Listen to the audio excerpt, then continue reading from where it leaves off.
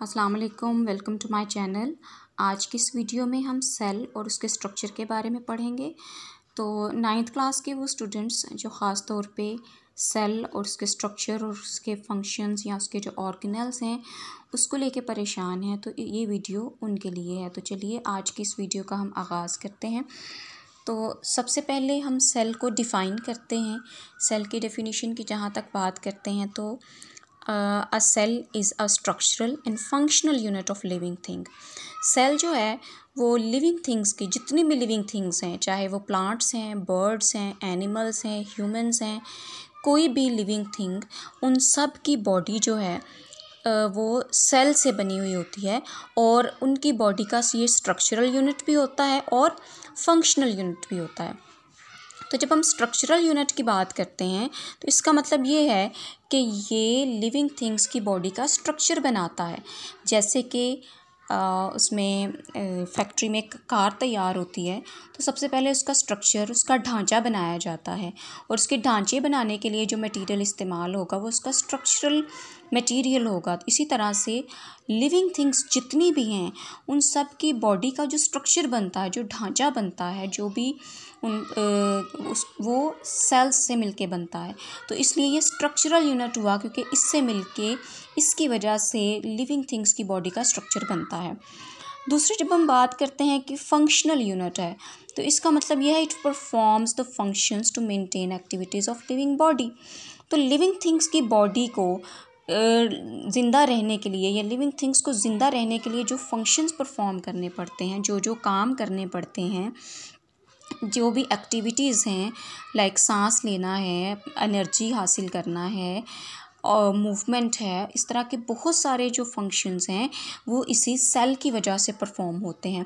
तो सेल जो है वो लिविंग थिंग्स की बॉडी का स्ट्रक्चरल यूनिट भी है, यानी कि ये बॉडी का स्ट्रक्चर बनाता है, और ये फंक्शनल यूनिट भी है, यानी कि ये बॉडी के फंक्शंस परफॉर्म करने में हेल्प आउट करता है। यानी इसी में सारे के सारे फंक्शंस हो रहे होते हैं, सारी की सारी एक्टिविटीज़ हो रही होती हैं और सारे सेल्स की एक्टिविटीज़ मिलके पूरी बॉडी की एक्टिविटीज़ बन जाती हैं। जहाँ तक इसके स्ट्रक्चर की बात करते हैं तो अक्सर 9th क्लास के स्टूडेंट्स को कुछ इस तरह की डायग्राम्स बुक में मिलती हैं जिन्हें देख के वो ख़ासे परेशान हो जाते हैं, और टीचर्स भी बोर्ड वगैरह पे जब डायग्राम्स इसी तरह की बना के दिखाते हैं और इसको अंडरस्टैंड करना थोड़ा मुश्किल होता है, उस सेल की एक पिक्चर क्रिएट करना माइंड में मुश्किल हो जाता है। तो इस पिक्चर को क्लियर करने के लिए हम कुछ चीज़ों को सपोज़ कर लेते हैं।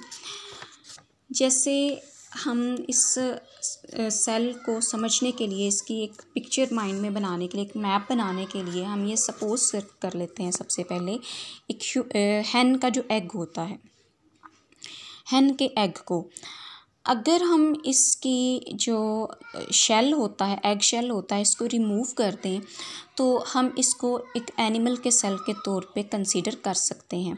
अंडरस्टैंडिंग के लिए ये एक सेल है और ये जो कि एक रिप्रोडक्टिव सेल है और इसके बाहर एक शेल मौजूद होता है। अगर हम उस शेल को उतार दें, उस शेल को हम रिमूव कर दें तो अंदर वाला जो मटेरियल है वो एनिमल सेल को रिप्रेजेंट करने के लिए काफ़ी है।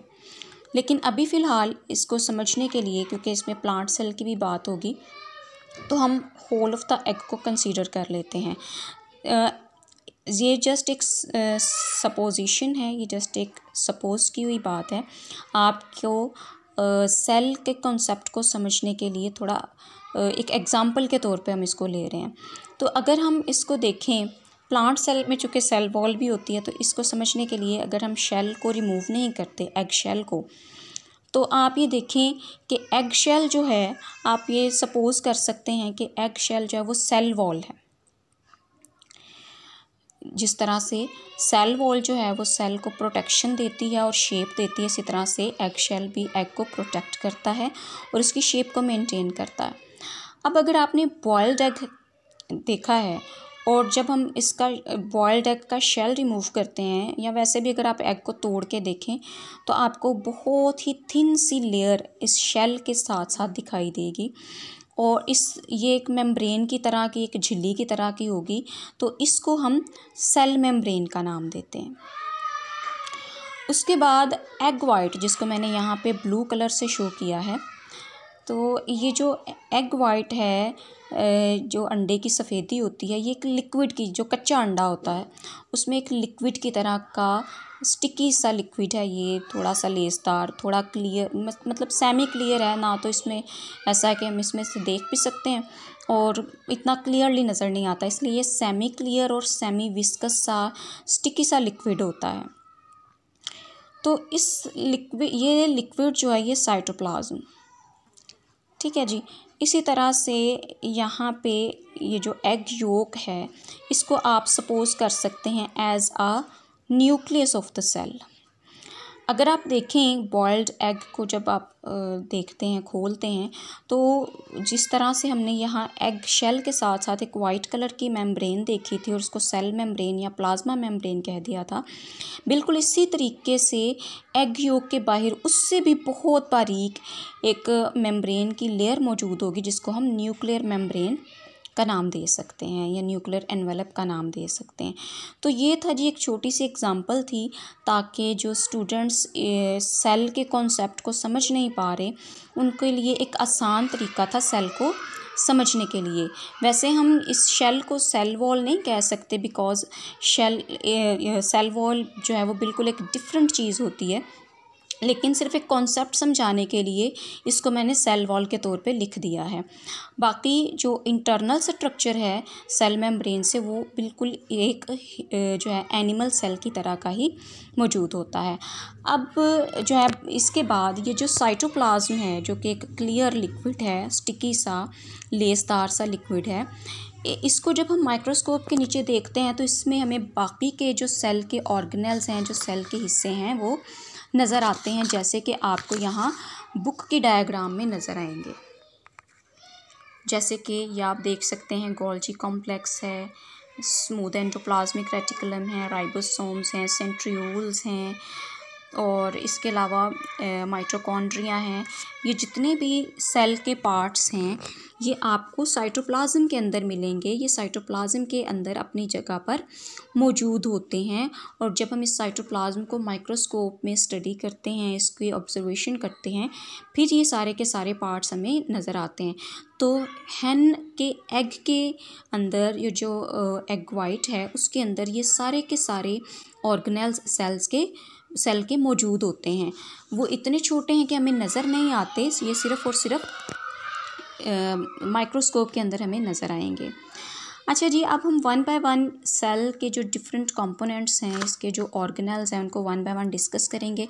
पहले हम इन्हीं पार्ट्स की, सेल के पार्ट्स की बात करेंगे। इसके बाद जब हम इन सारे पार्ट्स को वन बाय वन डिस्कस कर लेंगे तो फिर हम साइटोप्लाज्म के अंदर पाए जाने वाले जो ऑर्गेनेल्स हैं सेल के, उसके बारे में डिस्कस करेंगे। तो सबसे पहले हम चलते हैं सेल वॉल की तरफ। जैसे कि हम देख रहे हैं कि सेल, ख़ास तौर पे प्लांट सेल की जब हम बात करते हैं तो प्लांट सेल की सबसे बाहर वाली बाउंड्री जो सेल की होती है उसको हम सेल वॉल का नाम देते हैं। तो सेल वॉल को सबसे पहले डिफ़ाइन कर लेते हैं कि सेल वॉल होती क्या है। तो cell wall is a non living and strong component of cell located outside plasma membrane. तो सेल वॉल जो है, एक तो ये नॉन लिविंग पार्ट है सेल का और स्ट्रॉन्ग कंपोनेंट है, और ये प्लाज्मा मेम्ब्रेन की बाहर वाली साइड पे होती है। जैसे कि आप यहाँ डायग्राम में भी देख सकते हैं, सेल मेम्ब्रेन या प्लाज्मा मेम्ब्रेन के बाहर वाली साइड पे सेल वॉल मौजूद है। तो इसी तरह हम डेफिनेशन में भी पढ़ चुके हैं कि सेल वॉल जो है वो नॉन लिविंग कंपोनेंट है सेल का, और ये सेल मेम्ब्रेन या प्लाज्मा मेम्ब्रेन की आउटर साइड पे मौजूद होती है। अब बात कर लेते हैं, जैसे कि अब पहले हम बात करते हैं कि ये किन किन एनिमल्स में प्रेजेंट होती है, किन किन ऑर्गेनिजम्स में प्रेजेंट होती है। तो जब हम इसकी बात करते हैं तो सेल वॉल जो है वो बेसिकली प्लांट्स में और फंजाई में और प्रोकैरियोट्स में मौजूद होती है, जबकि एनिमल्स में और एनिमल लाइक जो प्रोटिस्ट्स होते हैं जैसे प्रोटोजोन्स हैं, उनमें ये मौजूद नहीं होती। अब इसका फंक्शन क्या है? फंक्शन में क्या है कि ये सबसे पहले तो सेल को शेप प्रोवाइड करती है। जैसे हम एग की एग्जांपल के साथ चल रहे हैं और हमने सपोज़ किया हुआ है कि जो एग शेल है वो सेल वॉल के तौर पे बिहेव कर रहा है। तो जैसे जो शेल है वो एग की शेप को मेंटेन करता है, बिल्कुल इसी तरीके से प्लांट सेल में या फंजाई लाइक सेल्स में जो सेल वॉल है, सबसे पहले तो सेल की शेप को मेंटेन करती है, दूसरा उसको स्ट्रेंथ प्रोवाइड करती है, उसके बाद सेल को प्रोटेक्शन देती है, यानी सेल के अंदर जो इनर मटेरियल है उसको प्रोटेक्शन और सपोर्ट प्रोवाइड करती है। ये हो गए जी हाँ इसका फंक्शन क्या होता है। इसके बाद हम बात करते हैं इसकी कंपोजिशन की। कंपोजिशन मतलब ये कैसे बनी होती है, कौन कौन से केमिकल्स इसमें मौजूद होते हैं, किन किन सेल्स से किस तरह के जो है ना वो कंपोनेंट से मिलके ये बनी हुई है। तो जैसे हम पहले डिस्कस कर चुके हैं कि ये 3 तरह के ऑर्गेनिजम्स में मौजूद होती है। सबसे पहले प्लांट्स हैं और फिर उसके बाद फंजाई और प्रोटिस्ट्स में मौजूद होती है और उसके बाद प्रोकैरियोट्स में। तो 3 तरह के ऑर्गेनिजम्स में सेल वॉल मौजूद होती है। बाकी ऑर्गेनिजम्स में सेल वॉल नहीं होती, सिर्फ जो आउटर बाउंड्री है वो सेल के बाहर प्लाज्मा मेम्ब्रेन की होती है। तो अगर हम बात करते हैं इसकी प्लांट्स की, तो प्लांट्स में जो ज़्यादातर सेल्स होते हैं उनमें एक ही लेयर होती है वॉल की। और लेकिन अगर हम बात करते हैं जी जाइलम सेल्स की, तो उसमें डबल लेयर होती है। तो जैसे आपको यहाँ डायग्राम में दिखाई दे रहा है कि सबसे बाहर वाली जो बाउंड्री है ये प्राइमरी वॉल कहलाती है और इसके अंदर जो मौजूद है ये सेकेंडरी वॉल कहलाती है। और आप देख सकते हैं डायग्राम से कि प्राइमरी वॉल जो है वो थिन होती है, जबकि सेकेंडरी वॉल जो है वो थिक होती है। और उसके अंदर आपको ये जो पर्पल कलर में नज़र आ रही है ये सेल मेम्ब्रेन है या प्लाज्मा मेम्ब्रेन जिसे कहते हैं। तो अगर हम बात करते हैं प्लांट्स में कंपोजिशन की सेल वॉल के, तो जो प्राइमरी वॉल होती है वो सेलुलोज की बनी हुई होती है, जो कि एक किस्म का कार्बोहाइड्रेट है, पॉली कार्बोहाइड्रेट है ये। उसके बाद हम बात करते हैं सेकेंडरी वॉल की, तो इसमें एक और मटेरियल मौजूद होता है जिसे लिग्निन कहा जाता है। और अगर हम बात करें फंजाई और प्रोटिस्ट्स की, तो उसमें जो सेल वॉल है ये काइटिन की बनी हुई होती है। काइटिन भी एक मटेरियल है। और